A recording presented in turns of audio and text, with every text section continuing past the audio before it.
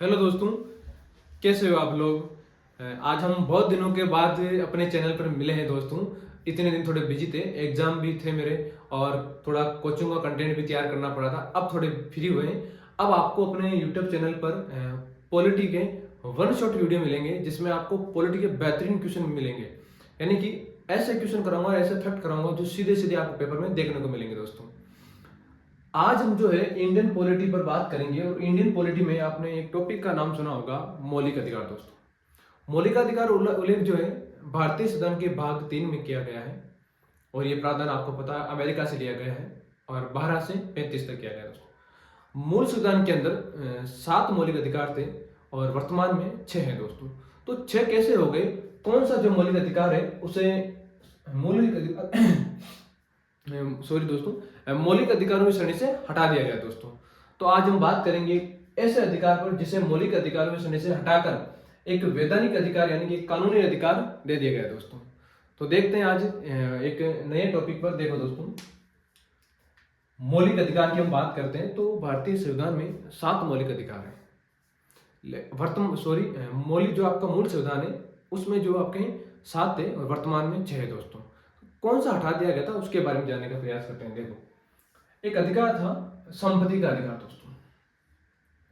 संपत्ति का अधिकार जो है वो आपके पहले था एक मौलिक अधिकार। क्या था? मौलिक अधिकार दोस्तों। पहले ये मौलिक अधिकारों की श्रेणी में आता था दोस्तों। अभी जो है इसे वैधानिक बना दिया गया। वैधानिक का मतलब होगा यह कानूनी अधिकार बना दिया। क्या बना दिया? कानूनी अधिकार दोस्तों।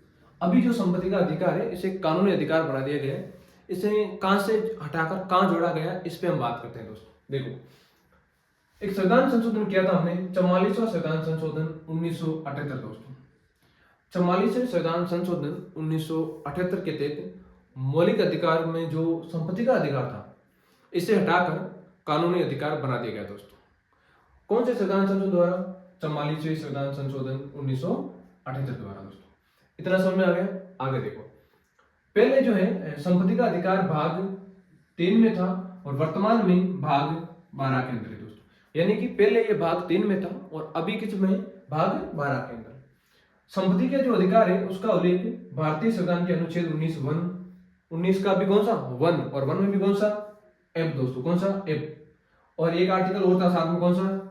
31 दोस्तों। तो देखो, पहले जो संपत्ति का अधिकार है वो अनुच्छेद 19 का भी 1 और 1 में भी कौन सा? एफ। और साथ में कौन सा था? आर्टिकल 31 दोस्तों। इसको यहां से हटाकर दोस्तों अनुच्छेद, देखो दिख रहा है क्या आपको?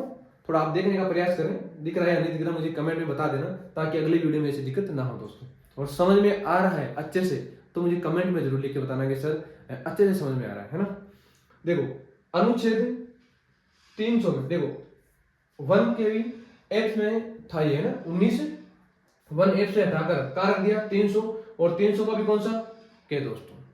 यानी कि अनुच्छेद 300 के में रखा है और उसे बना दिया गया कानूनी अधिकार दोस्तों। इतना सुनना आ गया? आगे देखो, जब संपत्ति के अधिकार को हटाया गया था दोस्तों तब भारत में राष्ट्रपति थे आपके नीलम संजीव रेड्डी दोस्तों। कौन है? नीलम संजीव रेड्डी दोस्तों। और जब संपत्ति के अधिकार को हटाया गया तब प्रधानमंत्री थे मोरारजी देसाई। आपसे ऐसा प्रश्न भी आ सकता है कि 44वां संविधान संशोधन 1978 किसके समय हुआ था? तो बताना है मोरारजी देसाई के समय। उस समय जनता पार्टी की सरकार थी। किसकी सरकार थी? जनता पार्टी की सरकार दोस्तों। तो दोस्तों ये आपके संपत्ति का अधिकार था जिसमें जो प्रावधान थे वो बताया मैंने आपको। उस समय प्रधानमंत्री कौन थे, राष्ट्रपति कौन थे, किसकी सरकार थी, पहले किस भाग में था, अभी किस भाग में, इन सब तथ्यों पर हमने बात की दोस्तों। और भी देखो मैं आपको बता देता हूँ एक शॉर्ट वीडियो के माध्यम से। आप याद रखना, जो संपत्ति का अधिकार है ये पहले एक मौलिक अधिकार था, अभी इसे एक कानूनी अधिकार बना दिया गया दोस्तों। 44वें संविधान संशोधन 1978 द्वारा इसे हटा दिया गया था दोस्तों। पहले ये अनुच्छेद 19(1) का भी एफ और 31 इनमें था, अभी ये अनुच्छेद 300 के अंदर है दोस्तों। भाग पूछ ले तो भाग 3 में था, वर्तमान में भाग 12 के अंदर है दोस्तों। इस समय जो राष्ट्रपति थे वो थे आपके नीलम संजीव रेड्डी और जो प्रधानमंत्री थे वो थे आपके मोरारजी देसाई दोस्तों। और इस समय जनता पार्टी की सरकार थी दोस्तों। तो दोस्तों यह है आपका संपत्ति का अधिकार। कितना आपको समझ में आया, समझ में आया कि नहीं आया, वो आप मुझे कमेंट में लिखकर भेजना। और आपको ऐसे वीडियो और चाहिए तो इस चैनल को सब्सक्राइब करके रखें। मैंने चैनल का नाम भी चेंज कर दिया है, पॉलिटी पाठशाला के नाम से रखा है।